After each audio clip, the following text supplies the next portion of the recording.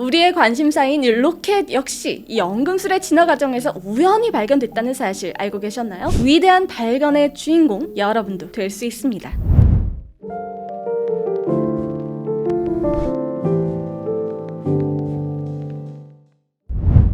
2022년 6월 21일 드디어 우리나라 로켓 누리호가 성공적으로 발사됐습니다. 누리호는 순수 우리 기술로 만들어낸 첫 번째 로켓으로 이로써 우리나라도 독자적인 우주 수송 능력을 확보하게 됐음은 물론 자주적인 우주 개발 역량을 갖추고 있음을 입증해내게 됐습니다. 우주를 향한 인류의 열망이 이토록 뜨거운 건 비단 최근만의 일은 아닙니다. 우리 눈에 거대한 로켓은 현대과학의 최첨단 기술을 집약한 결과물로 보이지만 사실 이 근대과학이 태동하기 훨씬 이전인 고대에서부터 인류는 우주에 대한 인식을 갖고 있었고 우주를 향한 발사체를 만들고자 시도해왔습니다. 기원전 6세기 무렵부터 고대 그리스 자연 철학자들은 우주의 모습을 상상했습니다. 이 무거운 물체는 왜 아래로 떨어지는가라는 물음에서부터 이 세상을 구성하는 근본적인 물질은 무엇인가, 그리고 우리가 속해 있는 우주는 어떤 모습을 띠고 있는가와 같은 질문에 대한 답을 찾고자 했죠. 고대 그리스 철학자들은 우주를 관측하지 못했기 때문에 나름대로의 상상력과 이 논리를 바탕으로 다양한 모양의 우주 모델을 제시했습니다. 고대 그리스의 대표적인 우주 모델로는 밀레투스 학파의 자연 철학자 이 아낙시만드로스의 우주, 피타고라스 학파의 우주,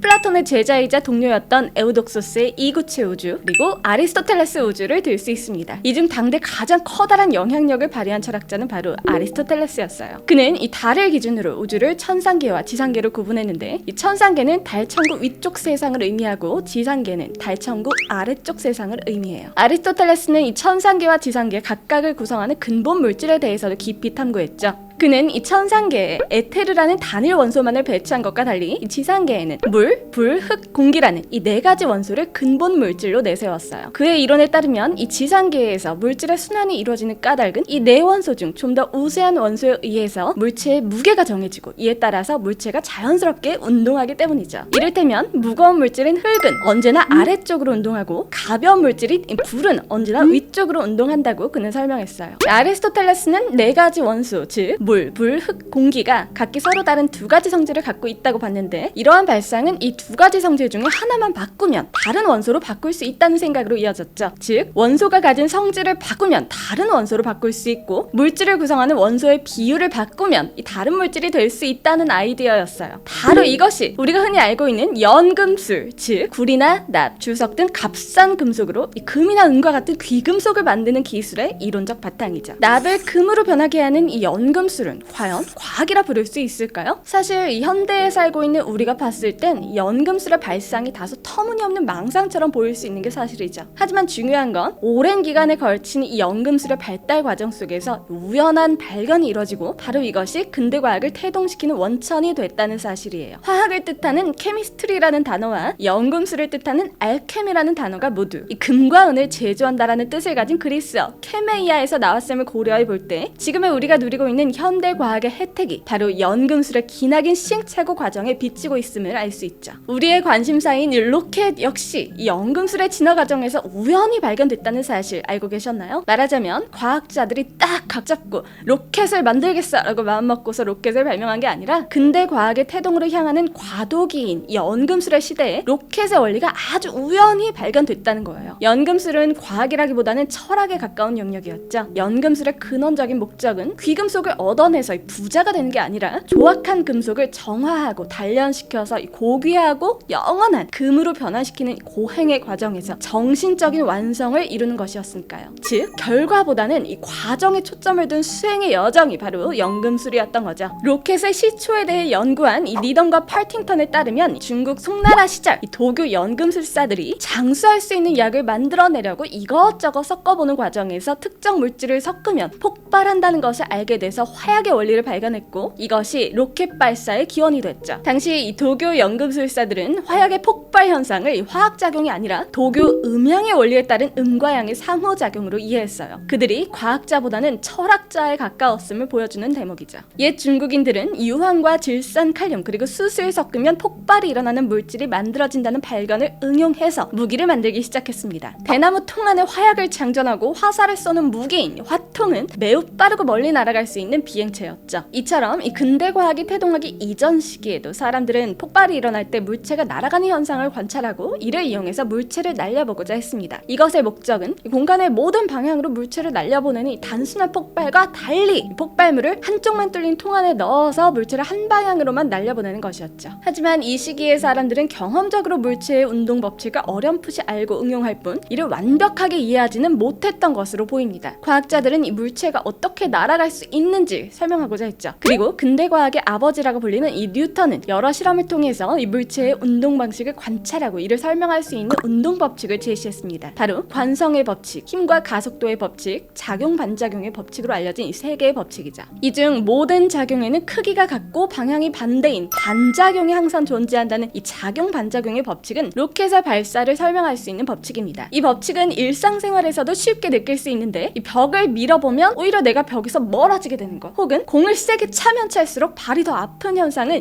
이 작용 반작용의 원리에 의한 것이라고 볼 수 있겠습니다. 로켓의 발사 원리도 마찬가지입니다. 과학의 날 행사를 학교에서 자주 하는 페트병 로켓을 상상해보세요. 로켓 발사 전 이 페트병으로 만들어진 로켓 안에 고압의 공기와 물을 채워놓고 이를 발사대 위에 고정시킵니다. 그리고 물이 빠져나올 수 있도록 밸브를 열어주면 한순간 물이 강하게 분출되는데 이때 물을 분출시키는 힘과 같은 크기이면서 방향이 반대인 힘이 로켓에 작용해서 위로 올라가도록 만들게 됩니다. 이러한 뉴턴의 법칙이 로켓 발사에 응용되기까지 무려 200여 년이나 걸렸습니다. 이처럼 로켓은 어떤 체계적인 발명 과정의 결과물이라기보다는 오랜 시간에 걸친 이 간헐적이고 우연한 발견들이 결합돼서 이뤄진 산물이라고 볼 수 있어요. 이 뉴턴의 법칙이 로켓 발사에 응용되면서 비로소 로켓 과학의 발전은 급속도로 진전됐습니다. 폭발 현상을 이용해서 추진력을 얻는 비행체, 이를 통해서 우주 밖으로 나갈 수 있다고 생각한 사람은 과연 누구일까요? 이 프랑스의 작가 줄 베르는 그의 소설 지구에서 달까지를 통해 이 초대형 대포를 이용해서 사람을 달나라로 보내는 이야기를 선보였습니다. 이 대포로 사람을 쏘아 올리는 것은 말이 안 된다고 생각할 수 있지만 나름대로 유인 우주 비행의 이론적인 바탕을 제시하고 있다는 점에서 그의 소설은 과학을 선도하는 아이디어를 제시한 셈이었죠. 19세기 중반에 쓰인 이 책은 후대 과학자인 츠올콥스키, 고다드, 오베르트 등 이 로켓공학의 선구자들에게 큰 영감을 줬다고 합니다.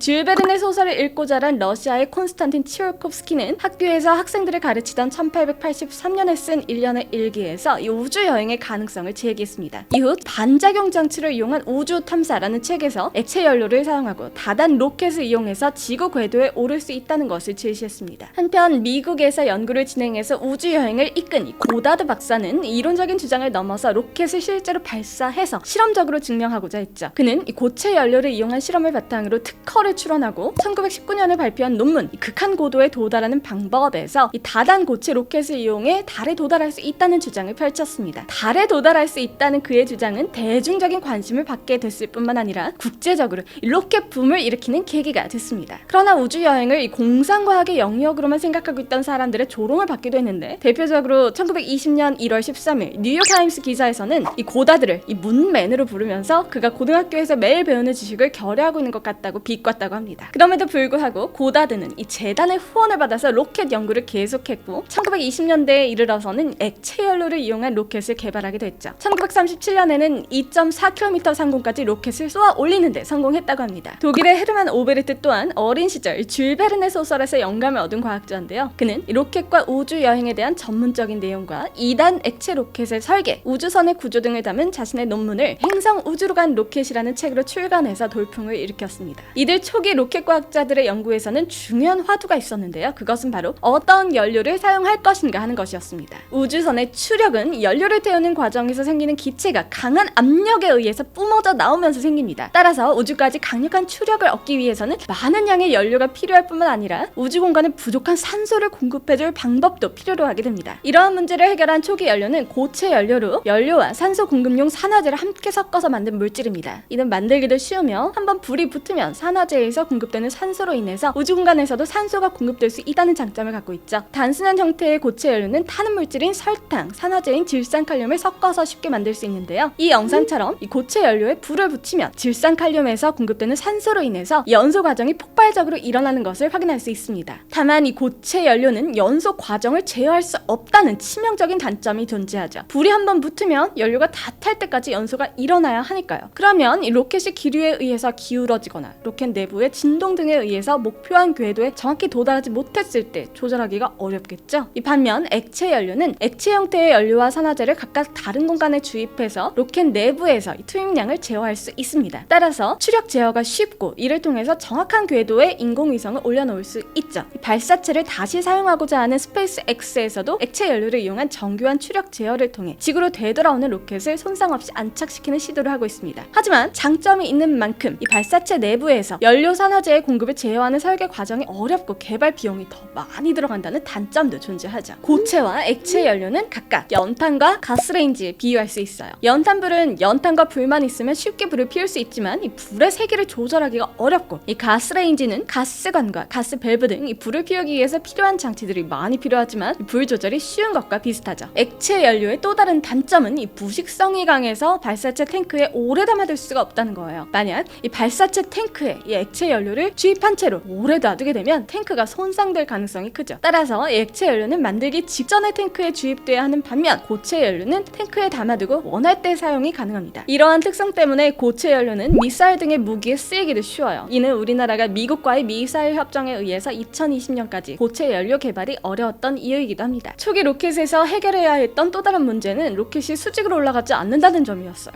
제멋대로 날아가는 로켓은 엄청난 문제를 일으킬 수 있죠. 실제로 고다드 박사가 발사한 로켓은 엉뚱한 방향으로 날아가서 땅에 박히면서 폭발해 화재를 일으켰습니다. 로켓은 이 폭발성 연료를 싣고 있기 때문에 이런 문제는 큰 사고로 이어질 수도 있었습니다. 따라서 이 로켓이 성공적으로 임무를 완수하기 위해서는 원하는 방향으로 날아가게 제어할 수 있어야 했습니다. 이러한 문제를 해결하기 위해서 고다드 박사가 고안한 것은 자이로스코프를 이용한 제어 방식이었는데요. 이 자이로스코프란 팽이처럼 축을 중심으로 돌아가는 둥근 물체를 통해서 회전 정도를 측정하는 기구를 의미합니다. 회전하는 물체는 자신의 회전축을 중심으로 가만히 있으려는 성질을 가지는데, 이를 이 짐벌이라는 장치에 올려놓으면 이 로켓의 기울기를 측정할 수 있는 항법 장치를 만들 수 있습니다. 짐벌은 이 사방으로 자유롭게 움직일 수 있는 특수한 받침대고, 자이로스코프는 항상 같은 방향만 가리키는 성질이 있죠. 따라서 이 장치를 로켓에 실으면 이 로켓의 각도에 따라서 움직이는 짐벌과 자이로스코프 사이에 각도 차이가 생기게 됩니다. 이 각도 차이를 로켓의 분사구와 연동해서 이 각도 차이가 생기면 다시 원래대로 돌아갈 수 있도록 분사구의 방향을 조절하는 기술을 고다드 박사가 설계했고, 이를 통해서